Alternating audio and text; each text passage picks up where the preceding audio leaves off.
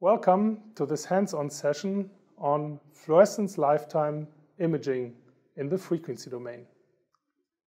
My name is Gerd Holst, and here at PCO I'm responsible for the research department. Today I would like to show you how simple it is with our frequency domain fluorescence lifetime imaging system PCO FLIM, how simple it is to do FLIM measurements. But before I explain the experimental setup to you, I first would like to refresh your knowledge and your memories about the differences between time domain and frequency domain fluorescence lifetime imaging. Therefore, I would like to show you a short video tutorial that we have created to explain these differences.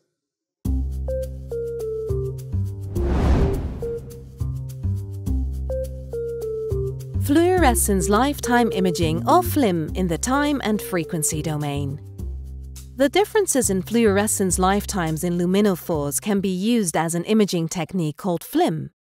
This can be achieved both in the time and the frequency domain.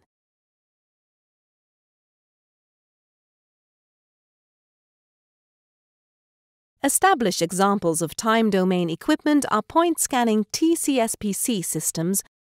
These point scanners count the emission photons in time, allowing you to reconstruct a luminescence decay curve. This makes TCSPC suited for mixed, fast, and weak emission signals. On the downside, the recording speed of the process is slow due to its point-scanning nature. One frame of 1,000 times 1,000 pixels can take up to several minutes. And because it depends on single photon counting, it has a limited dynamic range. To prevent under- or overexposing, it has to be tuned for either dim or bright signals. Another kind of time domain FLIM uses a digital image sensor. In this setup, the sample is excited by a period train of rectangular light pulses. Each excitation pulse results in a slightly delayed, weaker emission signal, starting with a sloped rise of the emission intensity giving the rise time, and a decaying emission after the excitation light has been turned off giving the fall time. Repeatedly integrating over the same narrow section of the decay curves leads to the first image. Then, the integration interval is slightly shifted to integrate over another section of the decay curves, giving the second image. This section-wise integration is repeated until the whole decay curve is sampled. The limitation of this approach are the shortest possible exposure times of image sensors. The shortest known exposure time at the release date of this video is about 120 nanoseconds. By the development of a novel, fast, modulatable CMOS image sensor, the QM-FLIM2, the so-called frequency domain method became more attractive. In this frequency domain approach, the intensity of the excitation light is continuously modulated using sine or square waves. The modulation source is the camera, which provides modulation frequencies ranging from 5 kHz up to 40 MHz, as well as the signal for dark gating. Using a sinusoidal excitation waveform, the emission waveform is also a sinusoid with the same frequency. It is delayed in time and shows a decreased amplitude, a decreased constant component, and a decreased modulation depth. By comparison of the excitation and emission sinusoids, the time or phase shift can be determined. The phase angle, phi. Also, the excitation and emission amplitudes, A excitation and A emission, become clear, and the constant components, B excitation and B emission. These characteristic parameters can be determined by sampling and reconstructing the emission signal by a kind of half-wave integration measured at least 4 different phase angles. The first half-period integration is done at a phase angle of 0 degree, giving the image I1. Subsequently, the next half-period corresponds to a phase angle of 180 degree, resulting in image I3. If then the onset of the camera integration is shifted by 90 degrees and the detection is repeated, the first integrated image I2 will correspond to a phase angle of 90 degrees, while the fourth image I4 represents a phase angle of 270 degrees. By repeating these integrations during a given exposure time, a sufficient amount of light can be captured to obtain a better signal. Finally, a sine curve is fitted into the measured values in the images I1 to I4 for each pixel. This sine curve provides the phase angle phi, the amplitude A emission, and the constant component B emission, which are used to determine the corresponding fluorescence lifetime values. These lifetime images extend the information obtained by common intensity images. The reconstruction of the emission signal by means of half-wave integration requires a fast modulatable image sensor. This is where the modulatable high-frequency sensor QM-FLIM2 comes into play. It was developed by CSEM and PCO from 2007 to 2012. In this unique image sensor, each of the 1008 times 1008 pixels has two charge collection areas, tap A and tap B. An externally applied two-level modulation signal controls whether the generated charge carriers pass through tap A or tap B. By modulating the excitation light and the image sensor at the same frequency, specific phase shifts can be measured in each pixel. At phase 0, tap A is active. All charge carriers are collected in charge bucket A. This is image I1. At phase 180, tap B is active, and all charge carriers go to charge bucket B, resulting in image I3. This kind of charge swing enables the simultaneous record of I1 and I3 in the same camera exposure, creating a double image. The image sensor modulation is shifted relative to the excitation light. Then, a measurement is performed at a phase angle of 90 degrees. The charge carriers collected in tap A create image I2. Tap B samples the information at a phase angle of 270 degrees, creating image I4. At a maximum modulation frequency of 40 MHz, minimum half-period integration intervals of 12.5 nanoseconds can be achieved. So this is what makes the PCO FLIM camera a versatile frequency domain FLIM system. It can be used for the measurements of a huge range of luminescence lifetimes from tenths of microseconds down to 100 picoseconds. The PCO frequency domain FLIM system is best in its class because it covers the largest range of lifetimes from tenths of microseconds up to hundreds of picoseconds. It's easy to apply, it has the highest resolution and the highest frame rate of the available FLIM systems at the moment, and its price performance is hard to beat. PCO FLIM is the perfect FLIM system for fluorescence lifetime imaging. Fret measurements, dynamic live cell experiments, optical chemical measurements like optical oxygen measurements, and more. For more information, please visit www.pco.de.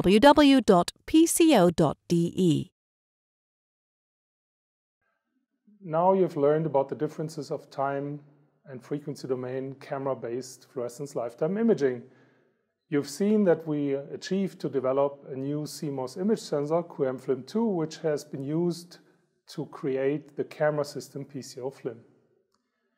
Since within this hands-on session we would like to measure nanosecond lifetimes, which are the result of a fret reaction, we have created the experimental setup on this table. Like for usual fluorescence measurement, we have a fluorescence microscope, in this case an inverse one, to which our camera system, the PCO FLIM, is connected. You see it here. The very convenient thing of the PCO FLIM is that all the modulation and frequency signals that are necessary are generated within the camera, so you don't need any extra instrument. At the moment, it's additionally water-cooled, but this is only required if the ambient temperature is above 25 degrees. In our situation here, it just makes the job for the inbuilt fan a little bit easier. The camera is connected with the modulation and the dark gate signal to the light source. Since we are going for nanosecond lifetimes, we are using today a laser for the wide field illumination of the microscope. The laser itself is coupled into a liquid light guide, while the light has to pass a diffuser to reduce the amount of speckles that would be caused by the coherent light of the laser. With this setup, that's all you need to do nanosecond lifetime images. One of the first questions scientists and customers always ask if they want to measure fluorescence lifetimes with a PCR film system is, which is the appropriate modulation frequency for a certain lifetime range? Well, regarding some mathematics, there is finally a very simple result, which is marked down there in yellow, and if I focus on that, you see it's a relatively simple formula. For a given lifetime range, the optimal modulation frequency equals 1 divided by 2 times pi and the square root of both lifetimes. And if only, let's say, a first single lifetime is known, then the formula is even more simple. It's just modulation frequency equals to 1 over 2 times pi and the lifetime. But this is just the suggestion for the optimal modulation frequency. Even if the modulation frequency that can be adjusted by the camera is a little bit lower than that, then still you can successfully and precisely measure lifetimes. The second question is, what is the appropriate light source? Since nowadays it's very popular to use light-emitting diodes because they are relatively cheap and powerful regarding their light output.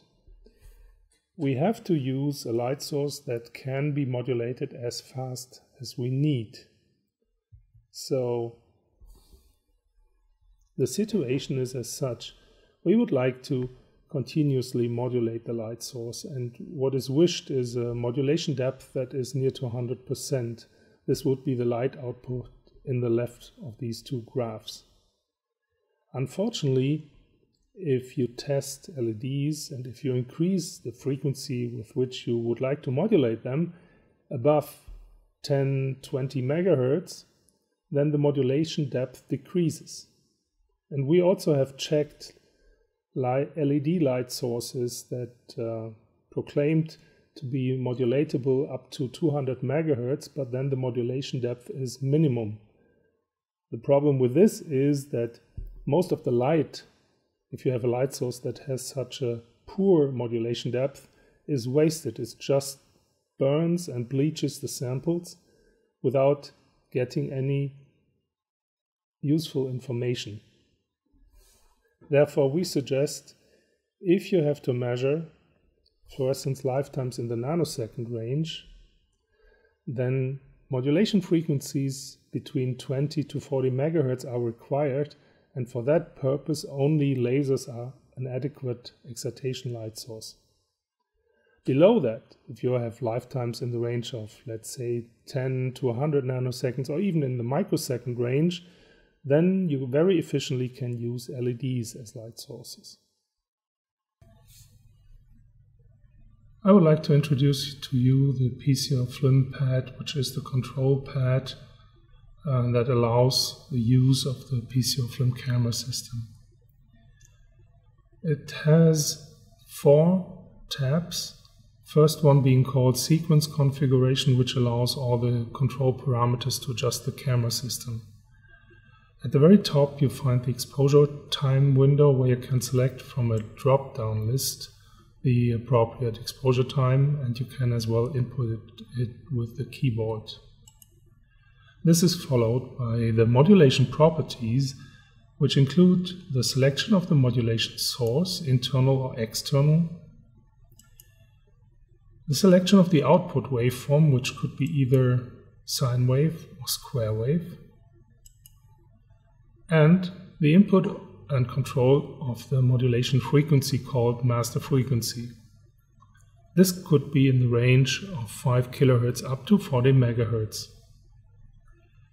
Then the phase sequence configuration has to be adjusted, which involves the number of phase samples that should be taken. Could be either 4, 8 or 16. Shiftable pair is just for rapid lifetime determination because it involves only a 2-tab readout.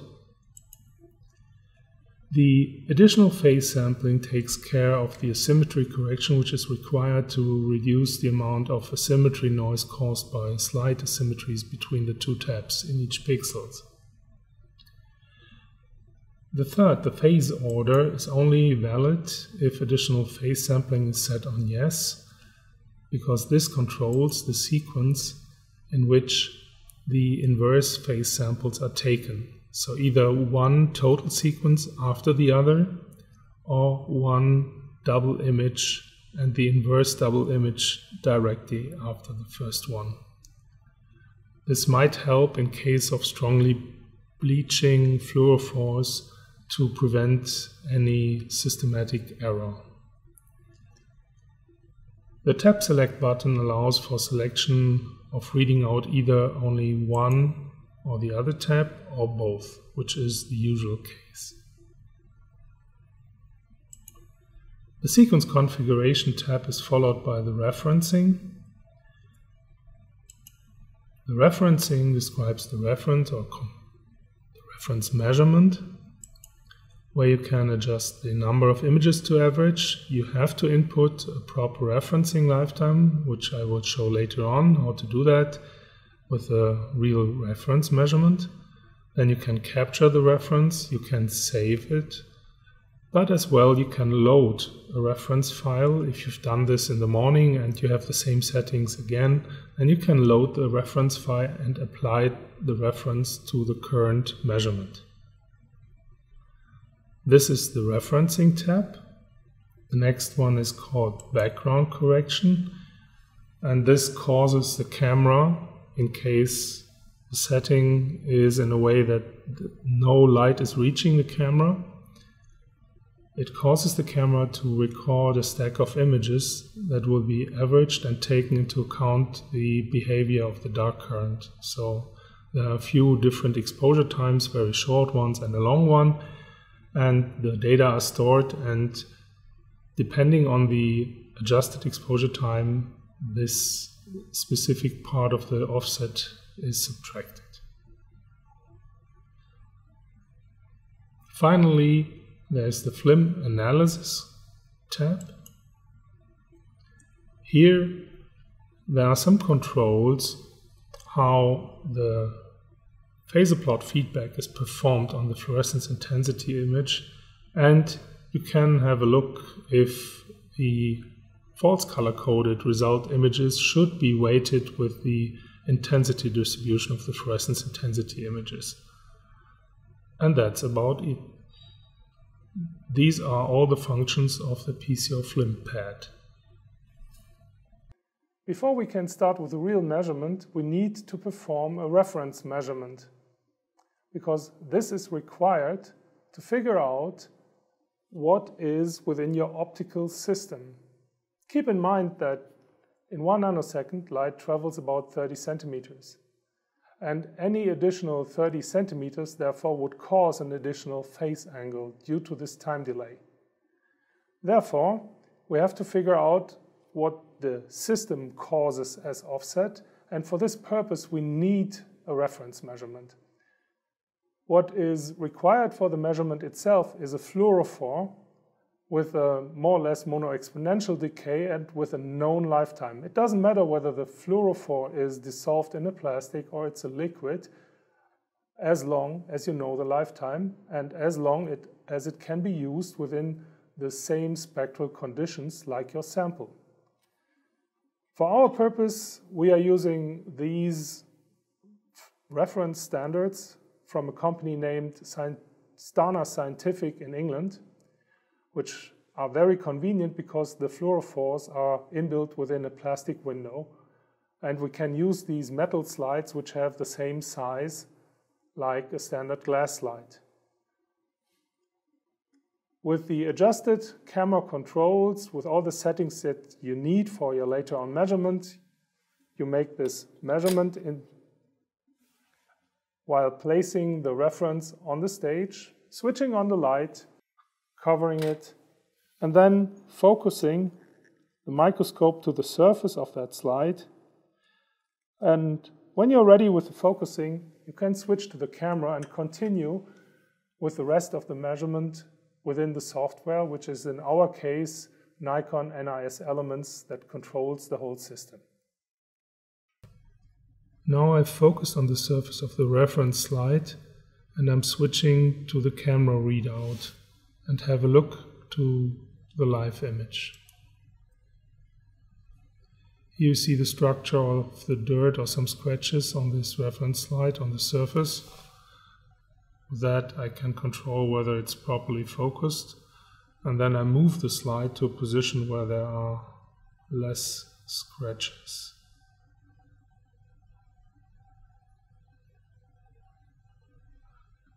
If I'm okay with the position, I stop live view and press capture with the settings that I've taken before.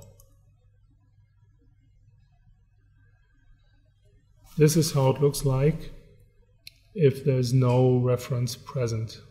So there are 3 result images of the sequence. One is on the upper left, the fluorescence intensity, then the phase angle distribution, and the modulation index distribution. The interesting parameter right now is to have a look to the mean fluorescence intensity, because here you see in the ROI statistics that the mean value is about 0.34, which means 34% signal. Now the exposure time for the reference measurement has to be adjusted in a range between 68 to 72% signal. Since I'm at 60 milliseconds, I double the exposure time.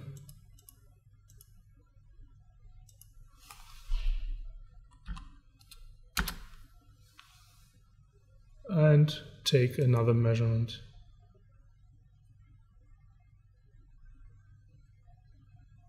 Now you see in the statistics that the mean intensity is around 65%, which is pretty near to the value I would like to reach. So I further increase the exposure time to 125 milliseconds.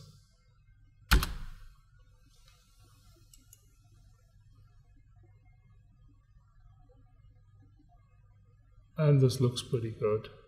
So the mean intensity is around 67, 68, that's okay. Now I can start the reference measurement, switch to the reference tab. I have to input reference lifetime, which I know from different measurements is 3.7 nanoseconds. And I press capture reference. Now the software separates the maximum exposure time of 125 milliseconds into a variety of different exposure times to cover the whole range of intensity, to acquire all the necessary measurements to do the corrections that are necessary to compensate the signal of the sensor.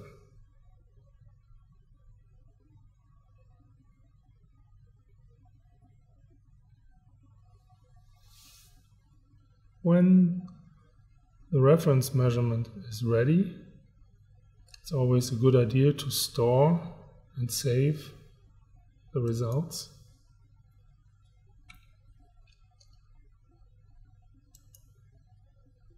And I'm always using different parameters for the file names to have a better identification of what I've done. Therefore, I have here the excitation wavelength, the filter and the objective modulation frequency and the sequence parameters.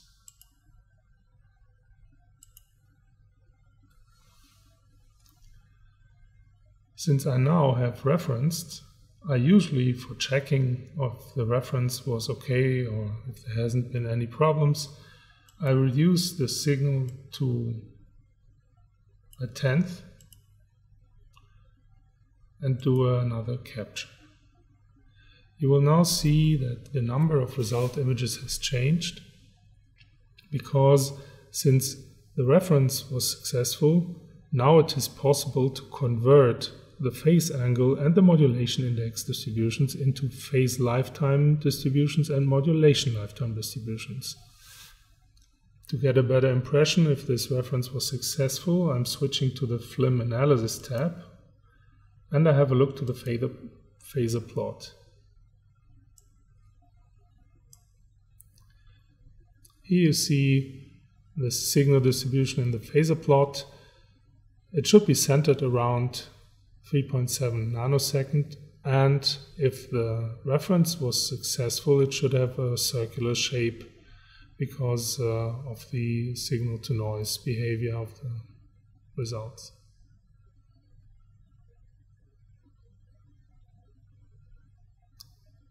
Then you might want to have a look at a little larger signal, because then at 20 milliseconds I would expect now with the next measurement that the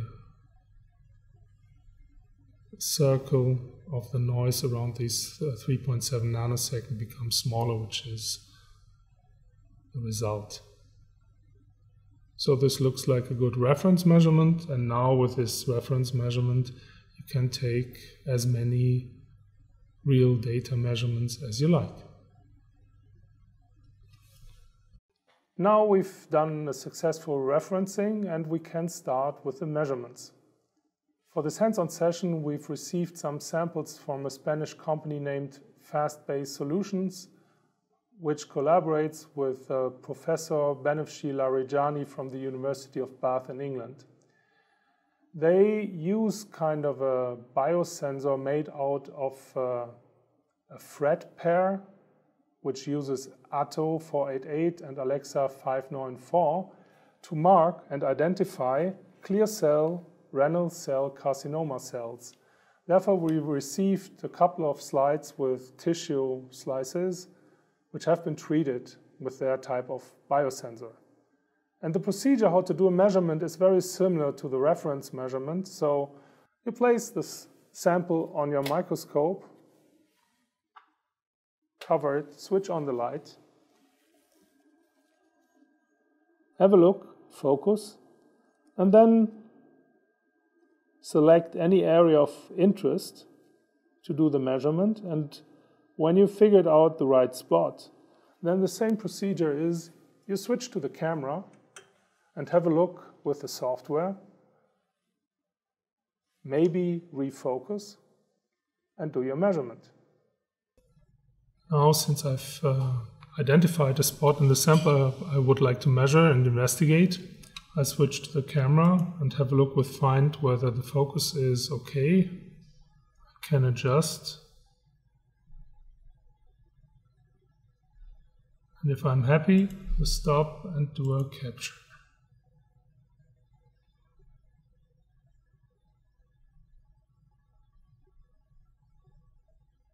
So this is the whole measurement. Now, there are a few different ways of looking at the sample and investigating it. First of all, I show a phasor plot as additional tool. And then, if I'm having a first look to the sample, I might turn the focus to intensity and display only the intensity distribution. So this is the fluorescence intensity of the sample in the spectral range that I'm able to see with my filter cube combination. Now the corresponding phase lifetime distribution in false color coding in the range of 1.2 nanosecond to 2.6 nanoseconds is given here. And if I would like to access the values, I just point the cursor to any spot. Like here, for example, this purple spot gives us a lifetime of 930 picosecond or 1.2, very short. So that's a patch. Or if I move over here to the purple section, it's around 1 nanosecond. while the yellowish, reddish parts like here are above 2 nanoseconds.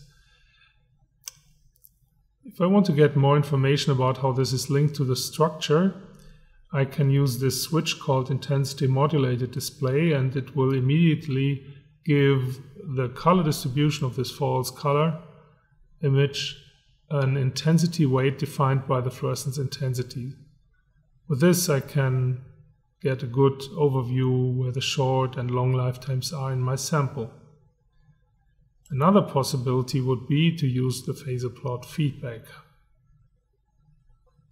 To explain what the phasor plot feedback can do, I'll switch back to display of all result images and then introduce to you the minimum intensity level that can be defined within the phasor plot. If I increase that level, any pixel having an intensity value that is smaller than the level is not displayed. So, say from 6% on, patches in the result images turn into black because all of these pixels have calculated from intensity values smaller than 7%.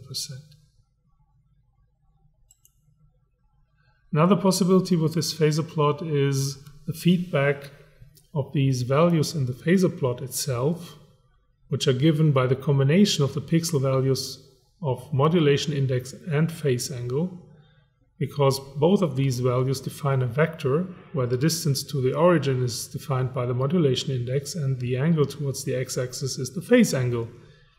The parameter on the unity circle is the lifetime.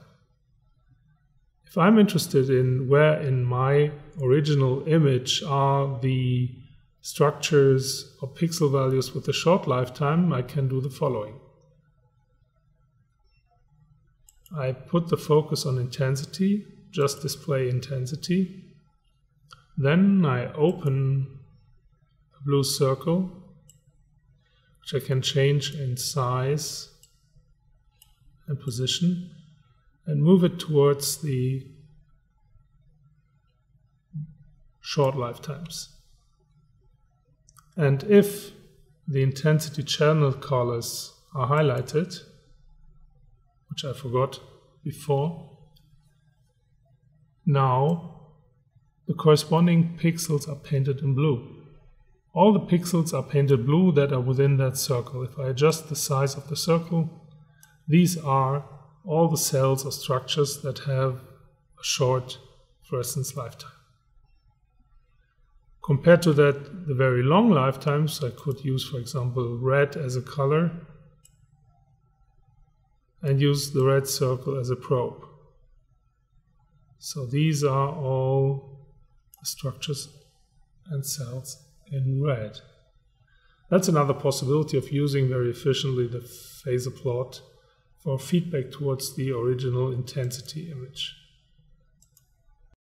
Now we've done the first measurement, and you could either continue investigating and exploring your sample or simply exchange the sample with the next sample and proceed like before, focusing, orienting, and then switch to the camera to continue the measurements. But it's also possible to switch to a different slide to focus on a different sample. Have a look to the focus. Adjust the focus. Here we are in a range of more or less single cells. And do a capture.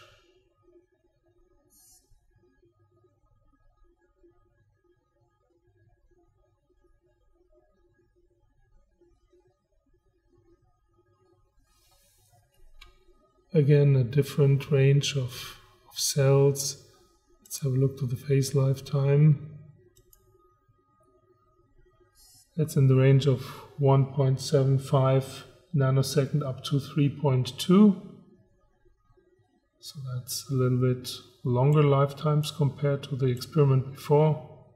Can adjust the scale a little bit to 3 nanoseconds. So these are all longer lifetimes.